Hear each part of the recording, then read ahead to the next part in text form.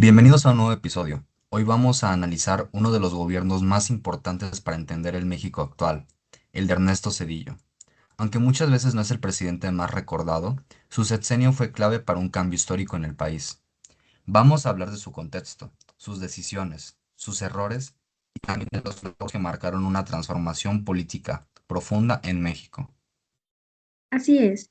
Y algo que me parece muy interesante de Cedillo es que su gobierno está lleno de contrastes. Por un lado, fue un sexenio con muchas crisis, conflictos políticos, problemas económicos y decisiones bastante cuestionadas. Pero por otro lado, también fue el gobierno que permitió en el fin de más de 70 años de dominio del PRI en la presidencia. Eso lo convierte en un periodo clave para entender la transición democrática en México. Exacto. Y ese dato no es menor, porque estamos hablando de un sistema político que llevaba décadas funcionando bajo un solo partido.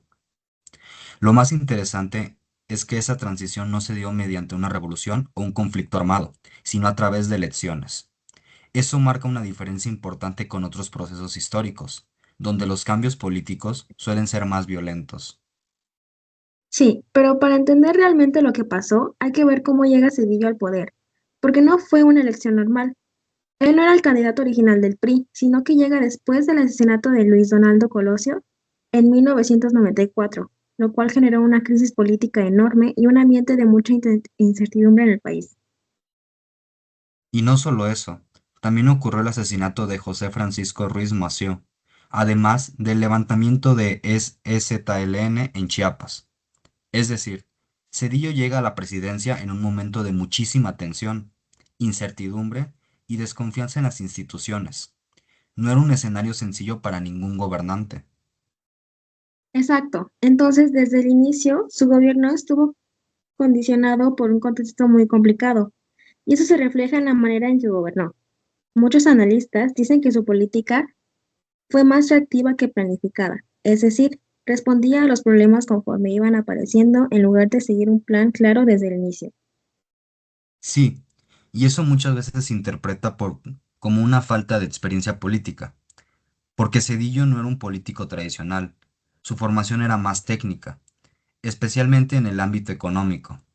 Había trabajado en el Banco de México y en áreas financieras de gobierno, lo que lo hacía más un especialista en economía que un líder político clásico.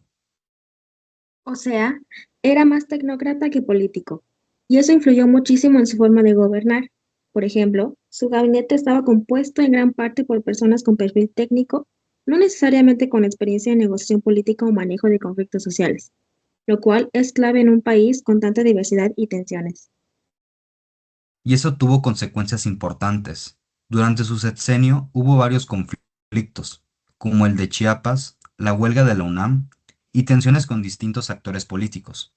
En muchos casos, el gobierno optó por no intervenir directamente o lo hizo de manera limitada, lo cual generó críticas sobre su capacidad de liderazgo.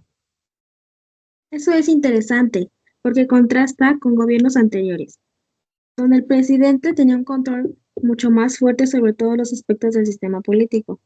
Cedillo, en cambio, intentó limitar el poder presidencial y respetar más las instituciones, lo cual también puede verse como un avance democrático. Y ahí entra el concepto de la sana distancia con el PRI. Básicamente, Cedillo decidió no intervenir directamente en el partido, lo cual buscaba ser una medida más democrática y permitir mayor autonomía política. Pero eso también tuvo consecuencias importantes, porque el PRI empezó a debilitarse. Ya venía con problemas internos, escándalos, pérdida de credibilidad y desgaste político. Y al perder el respaldo directo del presidente, su estructura política se volvió más frágil y vulnerable. Sí, y eso fue clave para lo que pasó en el año 2000, cuando el PRI pierde la presidencia. Pero antes de llegar a eso, también hay que mencionar la inestabilidad dentro del propio gobierno de Cedillo, que fue otro factor importante. Exacto. Hubo muchos cambios en su gabinete, secretarios que entraban y salían constantemente, lo cual refleja problemas de coordinación, falta de cohesión y también dificultades para mantener un proyecto claro de gobierno a lo largo del sexenio. Eso también habla de un equipo que no estaba completamente preparado para enfrentar los retos del país en ese momento. Y sin embargo, a pesar de todos estos problemas, El resultado final fue algo histórico que cambió el rumbo del país. La transición democrática en el año 2000, por primera vez en décadas, el PRI pierde la presidencia y otro partido gana las elecciones. Y lo más importante es que esto ocurre sin que el presidente intervenga para evitarlo, lo cual rompe con una larga tradición política en México. Eso es clave, porque en el pasado el sistema estaba diseñado para favorecer al PRI. El hecho de que Cedillo permitiera elecciones más limpias y no utilizara todo el aparato del Estado para mantener en el poder fue fundamental para este cambio histórico. Entonces aquí surge una pregunta interesante. ¿Cedillo realmente impulsó la democracia o simplemente no pudo evitar el cambio debido a las circunstancias? Es un debate abierto. Algunos dicen que sí tuvo la intención de democratizar el país y modernizar el sistema político, mientras que otros creen que fue más bien una consecuencia de las circunstancias, la presión social y la debilidad del propio sistema político. Pero al final, más allá de las intenciones, lo que importa es el resultado. México entra en una nueva etapa política donde hay competencia electoral real, mayor pluralidad y ya no existe un solo partido dominante como antes. Para cerrar, podríamos decir que el gobierno de Cedillo fue un gobierno de transición, con muchos errores, falta de experiencia política y decisiones cuestionables, pero que terminó siendo clave para la transformación del sistema político mexicano. Sí, un gobierno imperfecto, pero históricamente muy importante. Y entenderlo nos ayuda a comprender mejor el México actual y cómo se construyó la democracia que tenemos hoy. Bueno, eso sería todo por hoy. Gracias por escucharnos en este episodio.